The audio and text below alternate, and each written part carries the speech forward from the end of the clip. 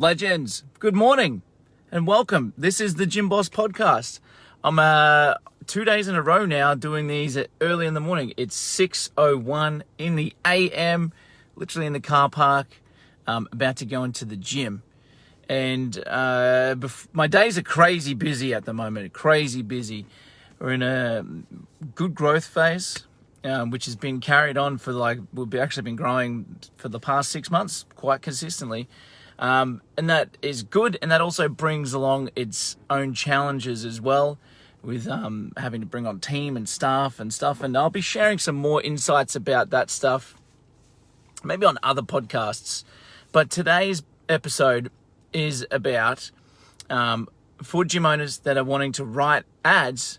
Well, you better listen up and listen to some of this advice that I have, because this is what I highly recommend that you do before you even try and write an ad.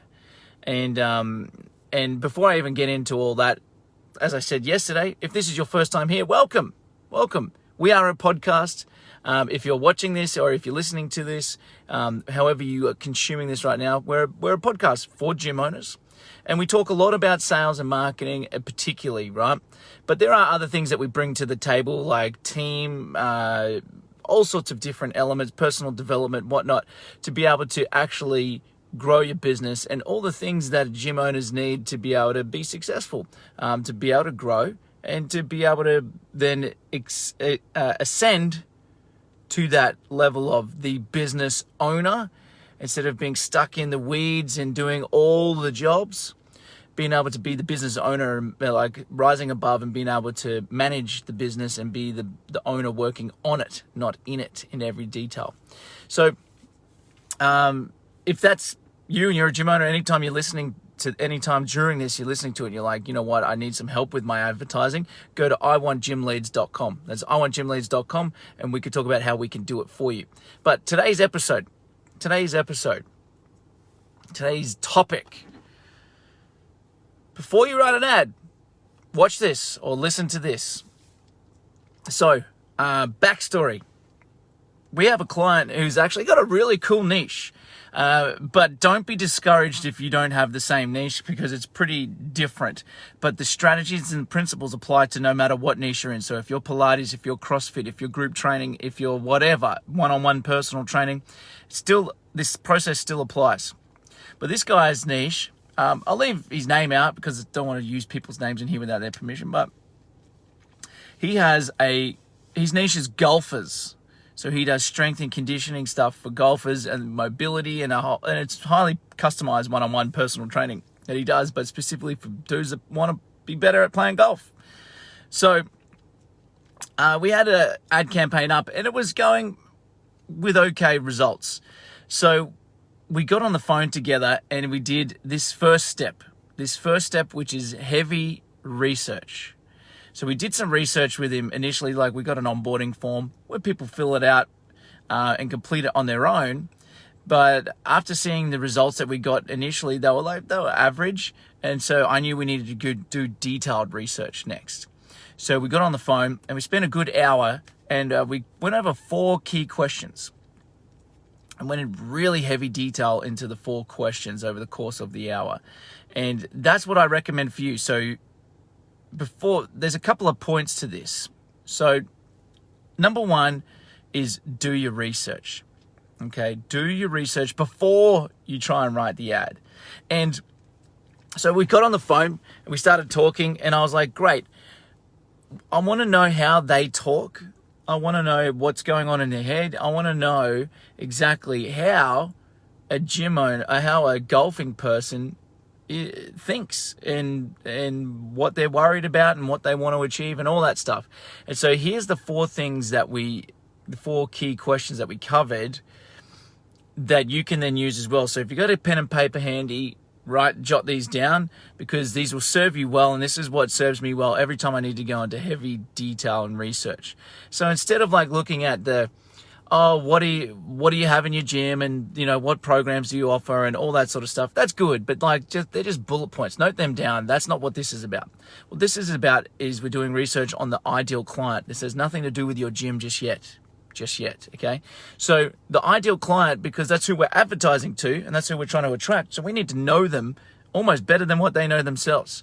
And so the first question you want to ask is, what is their major problems that they're having right now? And so I want you to think, not just like, they want to lose weight, if you're a weight loss example. Like, we went heavy into detail into this. For example, it ended up like after a lot of conversation and a lot of notes, there was a couple of pages worth of notes on a Google document after doing this. So that's, when you know you're doing it right, you've got multiple pages of notes on this stuff, okay? So it boiled down to, though, a couple of like 4 key points, but then we fleshed it out about like the key problems that they're having, and went into great detail of the problems. Then the second question is, how do they feel about those problems? And then if you've identified there's, say, 4 key problems, then identify them one at a time. How do they feel about problem number 1? What do they say to themselves in their head? What do they say to you when they come in for their initial consultation? This is very important to understand, that do this in the mindset of not your clients that you have now, because they're in with you and they tell you all this stuff, and like, you got to understand, this is like before you even have a conversation with them. They might not be as knowledgeable about what you do and how you do things until after they become a client. So be very important to have that distinction, right? So you need to understand that it's like, it's not the clients that you have now after that have been with you for a year. What were they thinking before they came to see you? That's the key distinction. So how do they feel about those problems is number 2. So number 1, what are their problems they're facing right now in relation to your product or service, right? Number 2, how do they feel about those problems? Number 3, what is their typical day like right now? And this is where you can get really fun and really interesting. So for the golf example, it was like, discovered that most of these guys are corporate, so they're in the suit and tie, and came up with lots of things. Like, they're sitting there early in the week, their mind is replaying that 7-iron that hit right into the green, and was replaying those shots over and over in their mind, and wondering why can't all their shots be like that, and that they there was all these differences, like they'd rather be in the shirt, the polo shirt and the shorts, rather than in the suit and tie. While they're lining up at the cafe at lunchtime, they're practicing their swing, their perfect swing position, and people are looking at them funny, but then there'll be the one golfer in line that sort of sees them and gives them the approving little nod. Like, all those little differences, like, think of it as like a timeline. Like, what's the stuff, like, are they researching blogs, articles, like looking for the newest, latest tip on YouTube, or, you know, all these things. And I'm talking about golf because this is what we did with our golf client. But remove golf from this and insert your client, and you'll be able to find out how this process is really handy.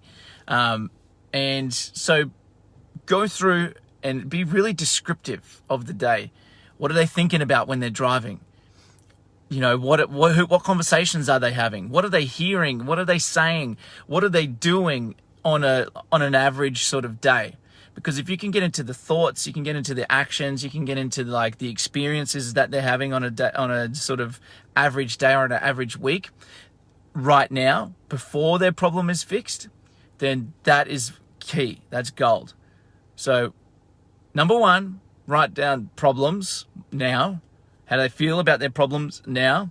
Number 3 is what's their typical day like now? And lastly, what's their current status, or what's their status now?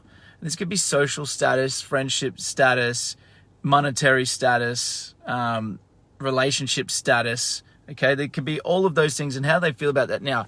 And to give an example of the golf one, was they normally play golf, which they use the word comp, They usually comp on the weekends, like competition, but we had to actually make sure it's phrased the way that they say it. So don't get too technical. Talk about it how they talk about it. So if you have a certain lingo that they use that.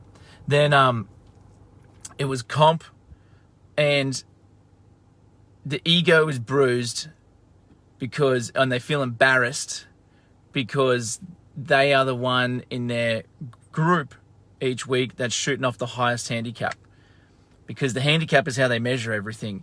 And so that's like their social status thing. If you got a smaller handicap, means you're a fucking weapon. So like, for example, if you're shooting off a 5, means you're like the king. If you're shooting off 23, then you suck. You know, that apparently. I don't play golf, but that was what came out of that conversation. I was like, great, so social status is that. So now we've got 4 key parts to summarize. Number 1, what are their problems now? How do they feel about their problems? So number 1, what are their problems now? Number 2, how do they feel about their problems now? Number 3, what is their typical day like now? Number 4, what's their current status now? And in relation to your thing. And so if you can have those on a blank page on a document and take the time, get a cup of coffee and really go through it, a really good exercise is to actually grab somebody else, and as a verbal back and forward, you can do this as well if you're not too sure, because sometimes we can get stuck in our own expertise and it can be a bit challenging.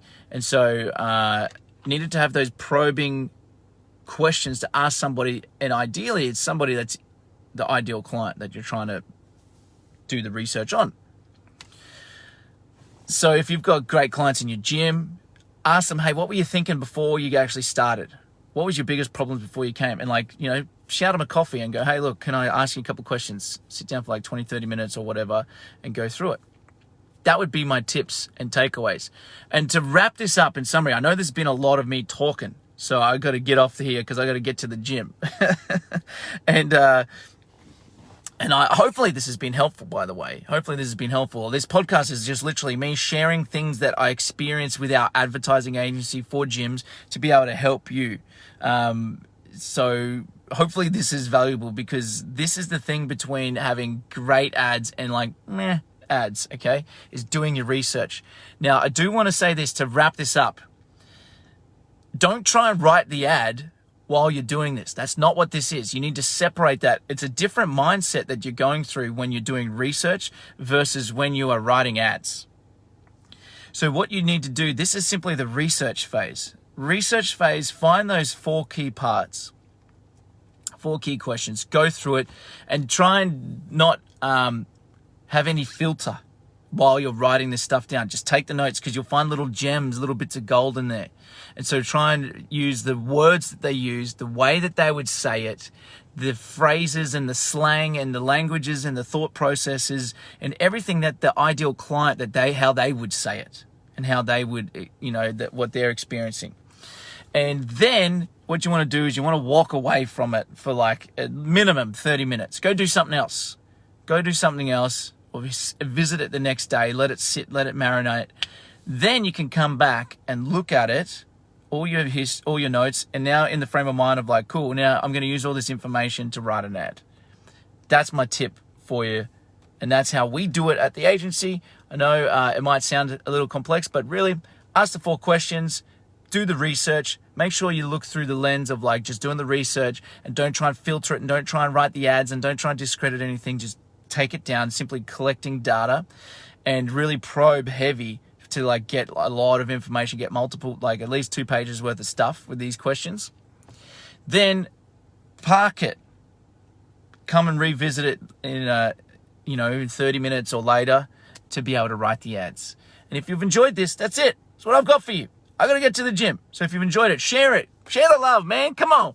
Share it with people. Let people know about it that you feel like need to know this. So if it's somebody in your team that does your ads, or if it's you, or if it's a friend, or even if they're not in a gym, this stuff still applies. This is how we write ads for, like, this is psychology is advertising. That's what it is. And getting to know the ins and outs of your ideal client is beneficial no matter what market that you're in. So if you feel like somebody can benefit from this, share it with them. Then if you are a gym owner and you're like, man, that sounds pretty good. It sounds also kind of a bit complex, a bit too time consuming, and I need somebody to just do it for me. Well, you're in the right place. We're an agency. We do it for gyms, and we do it bloody well. So go over to iwantgymleads.com. That's iwantgymleads.com, and go get yourself some done-for-you ad service from us. So then that way you can free up some time and be in your power position, your power pocket, which might be in the gym, training your clients and that. And then we can be in our power position, which is advertising, because that's all we do day in and day out. iwantgymleads.com if that's sounding like you and that sounded pretty interesting. Till next time, legends. Love you all. Peace.